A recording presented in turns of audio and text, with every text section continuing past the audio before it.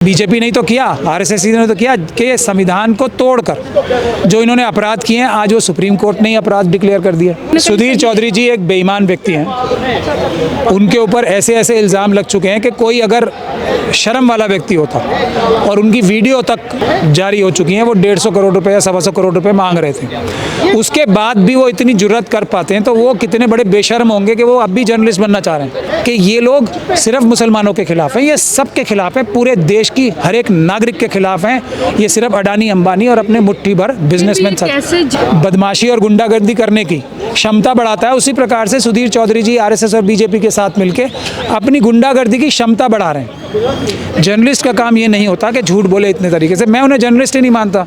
Sir, जैसे अभी हम पूरा देश में माहौल देख रहे हैं, चाहे वो किसान आंदोलन हो, चाहे वो हल्द्वानी मामला हो, क्या बीजेपी एक तरह का दबाव डाल रही है देश की जनता पे? बीजेपी दबाव नहीं डाल रही, बीजेपी चोरी कर रही है, डकैती कर रही है। अडानी अंबानी और दूसरे जो उसके गुजराती जो दोस्त बिजनेसमैन हैं, मोदी जी के, अमित शाह जी के, अडानी जी के, अंबानी जी के, उन सब के साथ मिलकर देश में लूटामारी कर रही है। अब लूटामारी के जो सबूत पकड़े जा रहे हैं, आज एक बड़ा सबूत सुप्रीम कोर्ट ने पकड़ लिया।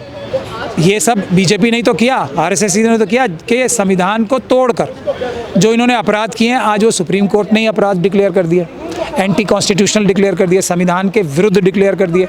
तो इतना बड़ा अपराध जो बीजेपी का आज पकड़ा गया है, जो संविधान के खिलाफ अपराध है, तो आप बताइए इससे ज़्यादा क्या और सुप्रीम कोर्ट करेगी, और बीजेपी की चोरी इससे ज़्यादा क्या पकड़ी जाएगी? तो जो बीजेपी जो रवैया अपना रही है, जो तरीका अपना रही है, साम दाम दंड भेद, वो किसी भी तरह सत्ता में रहना चाह रही है, इससे देश के लोगों पे, देश की जनता पे, देश के माहौल पे कितना गहरा असर पड़ेगा? कोई लोकल गुंडा होता है ना, वो दुकानदारों से, मोहल्ले वालों से पैसे जो छीनता है, डरा धमका के छीनता है ना, झूठ बोल के लोगों से लड़ा के, ताकि कोई पुलिस में शिकायत ना करे, वो सारे हथकंडे ही तो बीजेपी और आरएसएस अपना रही है। ये आम गुंडों की तरह बिहेव करने का जो काम इन्होंने शुरू किया है, इसीलिए पूरे देश की जनता इनके खिलाफ हो गई है।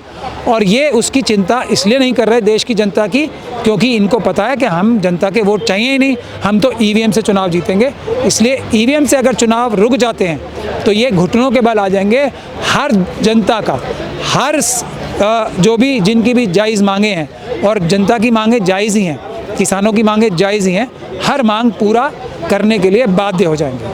किसानों की जो मांगे हैं, कहा जा रहा है, अभी न्यूज़ में भी हमने देखा, सुधीर चौधरी जी ये कह रहे हैं कि अगर किसानों की मांगों को मान लिया जाता है तो देश में महंगाई बहुत ज़्यादा बढ़ जाएगी, इसलिए उनकी मांगे नहीं माननी चाहिए। मतलब एक तरीके से जो देश की जनता है, उनके माइंड में ये डाला जा रहा है कि आप किसानों का साथ ना दें, आप सरकार का साथ दें। जो उनके साथ किया जा रहा है वो कहीं ना कहीं सुधीर चौधरी जी एक बेईमान व्यक्ति हैं। उनके ऊपर ऐसे ऐसे इल्ज़ाम लग चुके हैं कि कोई अगर शर्म वाला व्यक्ति होता, और उनकी वीडियो तक जारी हो चुकी हैं, वो 150 करोड़ रुपए या 125 करोड़ रुपए मांग रहे थे। उसके बाद भी वो इतनी जुर्रत कर पाते हैं, तो वो कितने बड़े बेशर्म होंगे कि वो अब भी जर्नलिस्ट बनना चाह रहे हैं। अब भी वो जर्नलिस्ट बन के दिखाते हैं लोगों को। वो जर्नलिस्ट है ही नहीं, वो एक्सटॉर्शनिस्ट है। अब जो एक्सटॉर्शनिस्ट होते हैं, वो जैसे कोई छोटा गैंग होता है, वो बड़े गैंग मेंबर के साथ जाके अपनी जो बदमाशी और गुंडागर्दी करने की क्षमता बढ़ाता है। उसी प्रकार से सुधीर चौधरी जी आरएसएस और बीजेपी के साथ मिलके अपनी गुंडागर्दी की क्षमता बढ़ा रहे हैं। जर्नलिस्ट का काम ये नहीं होता कि झूठ बोले इतने तरीके से। मैं उन्हें जर्नलिस्ट ही नहीं मानता।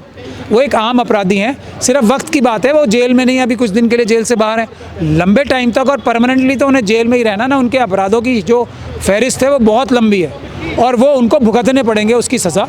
ये हम सब जानते हैं और वो भी जानते हैं। इसीलिए जब तक आरएसएस और बीजेपी है सरकार में, वो उनके साथ रहेंगे। फिर वो कोशिश करेंगे कि अगर बीजेपी और आरएसएस ना रहे तो किसी और के साथ जाके अपना ज़मीर बेचें और ये कहें कि मैं आपके लिए भी वही काम करूंगा जो मैं बीजेपी आरएसएस के लिए करता था। मैं एक बहुत बढ़िया ज़मीर फरोश हूँ, बेसिकली वो ये कहते हैं सबसे। सर, जैसे महरौली में देखा कि मस्जिद मदरसा तोड़ा गया, फिर अभी हल्द्वानी में भी हमने यही चीज़ देखी। मतलब एक समुदाय को कहीं ना कहीं दबाने की, डराने की कोशिशें जो की जा रही है, आपको इसके पीछे क्या पूरा कोई षड्यंत्र लग रहा है बीजेपी? नहीं, ये आप लोग थोड़ा इसमें आपको दुरुस्त करना चाहिए।